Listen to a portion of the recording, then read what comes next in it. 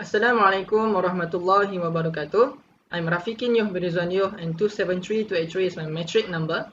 So, today we are going to be discussing on the PESTEL analysis, which consists of six aspects, which is politics, economy, social, technology, environment, and also legal. So, we are going to be doing the PESTEL analysis on China domestic application growth. So now let us go through the first aspect, which is the politics aspect. So the Chinese government blocked services from global internet companies such as Google, Facebook, Twitter, and also YouTube. Baidu, Alibaba, and Tencent, we call it BAT, over the past 2 decades, the action of the Chinese government blocking these global internet companies are the key reasons where the three companies are able to build a kingdom. And after YouTube was blocked, Youku and Tudo were the most popular online streaming services for Chinese users began to grow in the Chinese online streaming market. To make it more interesting, it has also provided new opportunities for BAT platforms on the online streaming market such as Baidu's Iqiyi, Alibaba's Youku, and Tencent Video. They were recording rapid growth of competing with each other. So now the second aspect, which is the economic.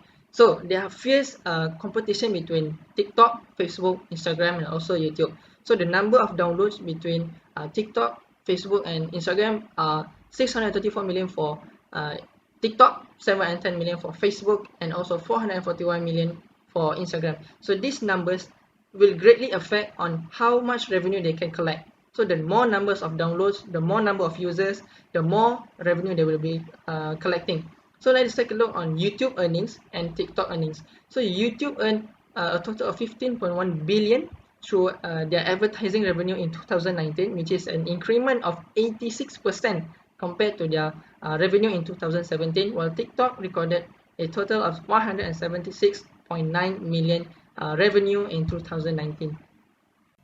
So now let us take a look on the third aspect, which is the social. So the application user. The application that we're discussing is categorized as entertainment application. So most of them are from Generation Z, which is born from 1997 to 2012.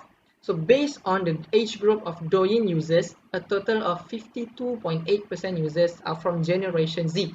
So having a huge number of youngsters involved in using the application might be worrying, because this could lead to negative impact to the future generation's way of thinking, because some of them wants to become a famous TikToker instead of pursuing an actual career. We will discuss this later further in this video. So technology, the fourth aspect. So mobile consumption trend and AI technology. A mobile analytics company has shown that YouTube accounted for 70% of the total time people spend on their mobile devices.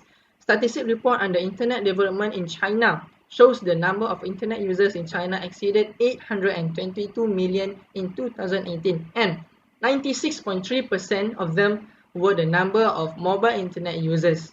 So now let us move on the AI technology. So Baidu's AI technology, analyzing the user preference and recommending and providing the most suitable content for each user, while ByteDance AI technology analyze each user mobile app usage such as page switching, like, etc., preferred topics, and also content genres. The AI tech are recognized by various organizations as a leading AI innovation company. What interesting is that it does not require Douyin's user personal profile or their favorite content data. So now let us take a look at the fifth aspect, which is the environment. So the impact of carbon footprint. So carbon footprint is basically the amount of carbon dioxide that is released to the atmosphere as a result of activities from individual, organization, or community. So according to Compare the Market, TikTok emits 2.63 grams of carbon equivalent each minute for every active user, which means just 5 minutes of use a day adds up to about 4,800 grams a year per user. So that's a whole lot of emission that will affect the global warming. Okay, now let us take a look on the last aspect, which is legal. Adoption of original production strategy and licensing model for online streaming services. Iqiyi secured the license agreement with global content companies such as Lionsgate, Paramount, Netflix, Korean drama, and also partnered with Fuji TV in Japan to produce online dramas. This strengthened its content competitiveness. As a result, the number of paid memberships of Ikiyi exceeding 100 million. So Tencent Video, the strategy is similar to Ikiyi, where they partnered with major UK content providers to secure content licensing, secured the license of popular HBO program and the broadcasting rights of NBA games in China. And Tencent Video paid membership counted 74 million. So we have finished discussing the 6th aspect of PESTEL analysis. Now let's move on the problem statement and also the recommendations. As we can see in the last few years, TikTok and other similar application usage has truly exploded, which statistics have shown how successful the app has become, providing even more reason to jump on, especially for the younger generations. However, there are several issues that need to be addressed, which are the negative impact of TikTok and other similar applications. So here are some of the negative impact, which is excessive usage will cause teenagers dismiss a lot of the time offered to the family and friends. So most of the time they spend online. This will have a negative impact consequences in terms of the individual's social life.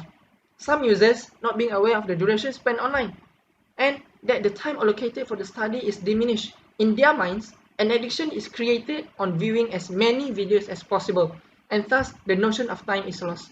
So the question is now, how to overcome this app addiction? So what TikTok can do is to create a new feature to monitor the screen time for each user, which is designed for them to control their time usage. For example, having only 2 hours maximum per day for each person. This will allow them to use their time more efficiently and effectively with their families, friends, etc. It will be even better if TikTok can add a feature such as a digital well-being guide, which can be accessed through the app safety center. This will allow users to reflect more holistically about how they spend their time online every day. That is all from me. Thank you.